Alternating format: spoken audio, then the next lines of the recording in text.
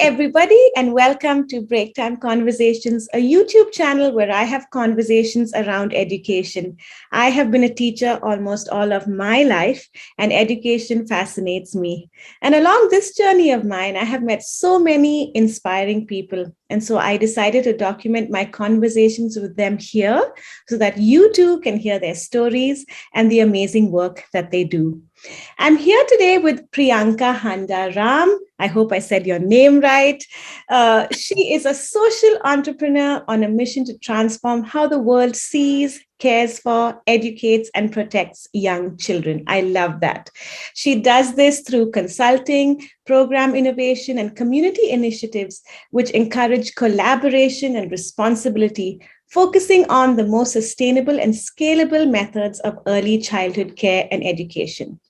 She also got an opportunity to start researching on how to support the refugee community in Dukwi with early childhood development solutions and some refugee community work too. That sounds so interesting, Priyanka. So my first question to you is, how did you get into this area of working with refugee communities? Thank you so much, Anupa, and thank you for that really lovely and warm introduction. I'm really excited to be here, and also because this is YouTube, it's my first ever time on YouTube, by the way, so hello to everybody. So actually working within a refugee community, I think has always been a very hidden, deep down desire and dream of mine. I think when I was 17, when I had a school trip where I got to visit the UN headquarters in New York, and we got to sit and pretend like we were panelists and hold these debates. You know, it was an amazing exposure program. But I remember, this is before mobile phones, so I remember going to the payphone outside and putting my few dollar coins in and calling my dad, who was in Botswana, so from New York, to say, Dad, I think I found what I want to do for the rest of my life. This is the work I want to do. I want to go into development and crisis work and, all of that. And it's just the way life turned out, certain life choices, that just didn't happen for me. I got into teaching instead, which I absolutely love and I'm very passionate about. But it's been this unfulfilled dream. And then last year we saw an opportunity to offer early childhood development solutions in the refugee camp here in Botswana, where I'm based. And I jumped at it. So we applied for funding to be able to see if this is something that we could offer through my organization, Learn to Play. And very grateful to say that we got that funding. And that has enabled us to start play groups in the camp, serving children and their families in the refugee camp. And the camp is quite interesting. A lot of people, first of all, lots of people don't know where Botswana is, but even people in Botswana who I talk to all the time in education or in, who are quite, well aware about the country. When I say that there's a refugee camp and I work there, I think there's a big shock. And, many people don't realize, because we're so far away from any conflict areas, that we have refugees here, and it's not in the hundreds of thousands like in other parts of Africa, but there's still over 1,000 refugees, and they're from all over Africa. So we've got refugees here from the DRC, from the Congo, from Somalia, from Burundi, from Rwanda, and then a few smaller numbers from other countries. But it's usually it's really surprising that we have such a need in a landlocked country like Botswana, which is actually quite hard to get to, and all our neighboring countries are don't have existing war and conflict and things like that. So the refugees that are here have traveled from Central or East Africa to be here and find asylum and seek refuge. Yeah, wow, that is so interesting. So what are the kind of challenges that these communities face, the major challenges? I think the typical things that we'd expect in Botswana, though, I think it's a unique situation for multiple reasons. One, on the positive, is that, when you walk into where the Dukwi refugee camp, what you see on television is not what you see in reality. There's no tents and crowds of people and chaos and none of that. It's really peaceful. It's really, really calm.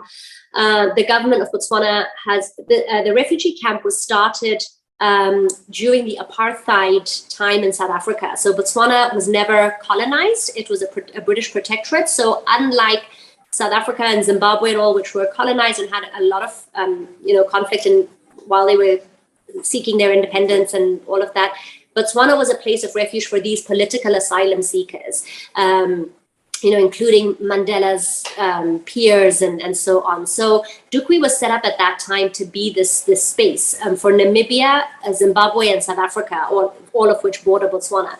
So when the government built this place, they built it with that in mind. So it's actually built homes. There's a school, a primary school in the camp. There's a health clinic. There's a police station. So it's a bit like a village. However, it's completely fenced off. So it's like a jail village. You can't enter or exit the camp without a permit. The refugees, and these now I'll get to the challenges. The refugees have no right to integrate into the community and seek meaningful employment. They're not allowed to work. Actually, it's illegal for them to get a job, which means that the entire time they are enclosed in this space. They do everything in their camp. There's just no room for, let me try and make my way in the world. And the really sad part is there are incredible people in the camp, qualified people, nurses, engineers, architects, teachers, all of that. And they've kind of just got to sit around doing very little with their lives and probably knowing that this is it for the rest of their life. Because if they've been given asylum in Botswana, very rarely is it seen as a critical area for them to then be moved or transferred elsewhere. So a lot of them are hoping that Botswana is like this transit area, I suppose, a safe transit area where from here they'll be able to get to apply for asylum in the UK or the US or Australia, anywhere else that they want to go. But because Botswana is not a priority area, actually, because like I said, they have a home and they have access to school and healthcare and safety, they're not necessarily given those opportunities. We've got some families that have been living in the camp for over 20 years and haven't seen the outside of it, really. So people are born into the camp and that's all they know. And from a youth or education perspective, many young people who kind of feel, well, what's the point? What's the purpose of my life? What's the point in getting educated? Why should I go to high school? Why should I even bother trying to get into university when I have to be back in this camp? I can't do anything with my education. So I would say that, those are the initial challenges. And then others, because of their lack of integration, there's lack of access to quality everything, quality education, quality healthcare. So they've got the one clinic in the camp and that's pretty much it. Unless there's a life or death emergency, they wouldn't have access to public health system, and certainly not at all to private healthcare because they're not able to generate an income. So they don't have revenue. They get food hampers from the UN and from the government. So basically all their needs are taken care of, but then they've got no disposable income, none of that. So those are definitely the really big issues. And then along with that, all the other day-to-day things that come with it. Wow, that is big. That I didn't realize that. So what are the kind of interventions do you do with them? I saw something about you. I mean, that's the post that I saw, I think, about learn to play or something that you're doing with the community. Could you tell us more about that? Yeah, so Learn to Play is a nationwide not-for-profit organization that harnesses the power of play to create community-initiated and culturally relevant play groups. And the way that we do this is we train mothers in each of these communities to become what we call mamapreneurs, because they're mothers in their own right, but now they're going to set up this community initiative as their own kind of micro-enterprise. We train them in early learning, child protection, health, nutrition. They get first aid certified during our training. And they also learn vocational skills, like how to make all their own toys and resources from absolutely sustainable materials and things that are locally available.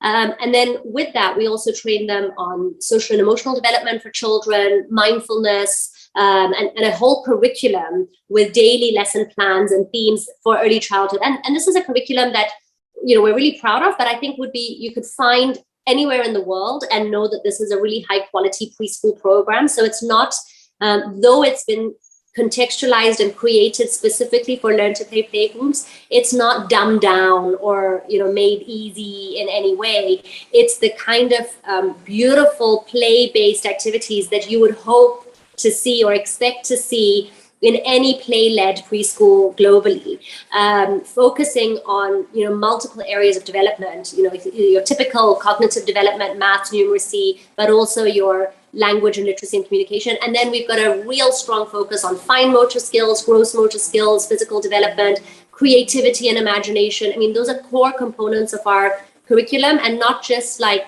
things that you must do once a week, but things that are done on a daily basis to cultivate those skills in young children. So they get trained on how to deliver that curriculum.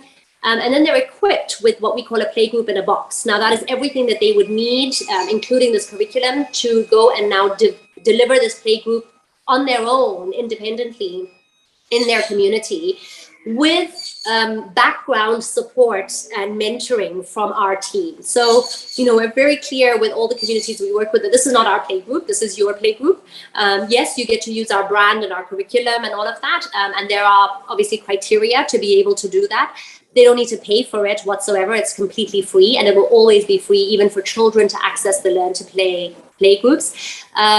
But we're never the ones teaching the children. We're never the ones meeting and greeting the parents, and enrolling children. It's all the mamapreneurs leading this change in their community. And then they come to us for coaching and support. So they'll come and say, okay, we struggled with this theme on the curriculum. Can you guide us with it again? And we do monthly supports for quality assurance. We help them assess children for school readiness. So that's what Learn to Play does. And we basically implemented that same program in the refugee camp by training 4 refugee mamas, mamapreneurs. And we've tried to be inclusive. So train one person from each of these various countries and nationalities that I was telling you about, so that everybody in the community feels like they have a voice in the play group. And because we are really, pro mother tongue instruction under 5, with the refugee camp, the unifying language is English, but we wanted a mamapreneur who speaks the various different languages of the nationalities represented in the camp, so that the children also feel comfortable attending and feel safe there, and want to participate. That's brilliant. I love that, mamapreneur. I love that term, and I'm sure. Thank you. I'm sure it gives them something to do, something hopeful to do, with everything that they're facing. That's amazing. So do you have like an inspirational or motivational story to share with us from the work that you've done so far with them? Yeah, I mean, over the last 5 years of working in Learn to Play, I probably have tons. Specifically in the refugee community, I will say exactly what you've just said, that the day we started the play group, so we had done this training with the mamas. They had come to our capital city, Gaborone, and even that for them was a novelty, because like I was saying, they don't really get permission to leave the camp, and we had to get government approvals for them to leave their camp and travel all the way to Gaborone, where we're based, to come for training. And that was so exciting for them that they got to spend 2 weeks with us here. And there's plenty of inspirational and deeply like gut-wrenching stories at the same time that we experienced during that time. But after that training, when we went back into their community to help them establish, like the very first day of setting up, and we got to see how it is now with children and help them register children on the first day. The one mamapreneur, when I was leaving, she just cried and she came to give me a hug, and she said, Priyanka, I'll never forget this day for the rest of my life, for having something to call my own. And she says, I haven't had that. I can't remember the last time I felt like I have something that is mine, that belongs to me, that I've created, that I'm responsible for, not something that's been given to me as charity or that I've had to take because I don't have a choice. But this feeling of pride of mine. And I think that really is something that I think about so often. And it keeps me going. Like, I want to do this more because I want every woman to feel that. But I have another story from like 5 years ago. And I think when I started Learn to Play, I started it for children. Like, children should have access to quality early childhood education. And my focus was always the children. Not realizing, I think very naively, that if you really want to make an impact in the lives of young children, you have to empower the families that care for them and the communities and their environments. And so when we said we're going to work with mothers, they were our tool to effect this change. But I never thought that my deepest moments of joy and transformation would come from these mothers themselves. And so again, one of our mamapreneurs way back in 2018, she got her first salary. Like, when we don't employ them, but through the stipend. But when she got her first set of income, she asked me if I could then drive her and drop her in the closest town on my way back. And I said, sure. And I said, what are you going to do with your money? And I had this, again, naive assumption that, of course, she's going to go spend it on her family and buy food and, all of that, because they live in such deep poverty. And she got a little flush in her cheeks and she says, I'm going to go buy a pair of jeans. And I think she must have seen my eyes, because she says, I've never owned jeans before. But since I was a little girl, I have wanted jeans. And my family could never afford it. I've never had my own money or independence or freedom to do what I want with it. So I want to go and buy a pair of jeans. And I couldn't stop crying, because it was just something. And again, that freedom, that independence, that this is mine, I can do with it what I want. For a mom, for a woman, I think those are moments that stay with me. I'm not able to let go of those. Yeah, I can imagine. That really made my hair stand. That's so beautiful. And we should have actually done this talk yesterday on Women's Day to talk about how what an amazing story that is. Thank you so much for sharing. So as we come to the end of our conversation, Priyanka, I just want to know what plans do you have going forward? You've already done so much. You continue to do so much. Do you have any other plans, new ideas? I think Learn to Play was established in 2017. So over the last 5 years, with COVID being a big part of our trajectory, we've learned a lot. And I'm really proud of the organization and the team, because we've been really iterative. We've been able to reflect consistently and adapt where we've seen need for improvement and change. We're not one of those teams that says like, oh, but we've got this and we should just use what we've got. And we've always taken in feedback into account and the changing environment. And I think now we've got a product that we're really proud of. Not to say again that this is it forever, but we feel like we've refined our model really well over the last 5 years, that we're actually ready for scale. So we are planning for scale. We're in Botswana, whereby we would, expand our reach and impact across various different communities here. But we're also partnering with other organizations who are going to help us take this model across Africa. So that's really my priority area. And not to say that, again, it wouldn't go outside of Africa, but that's where my focus is at the moment. And particularly to serve more refugee communities. I think what we're doing in the refugee camp is a very scalable, low-cost model. And what we're trying to do now is digitize our content and make it accessible and available, so that mamapreneurs, potential mamapreneurs sitting in Chad or Kenya or Somalia or DRC, wherever there's conflict and there are camps and there's a need and children are losing access to early childhood education, are able to take on this training and deliver the playgroup model, the Learn to Play playgroup model in their camps or communities. And so I think that's really a big focus area for us at the moment. That's awesome. I'm so glad to have had this conversation with you. I learned so much today. I've actually never spoken to anyone who's ever worked with refugees and refugee communities. And Priyanka, I hope you never stop what you do. I hope you reach more and more mamapreneurs. I'm sure mothers have the ability to change this world, right? Yes, absolutely. So all the best with all your plans. And I hope that you succeed in everything that you do. Thank you. And thank you again for the opportunity to share. I really appreciate it. Thanks, Priyanka. And bye for now. Bye.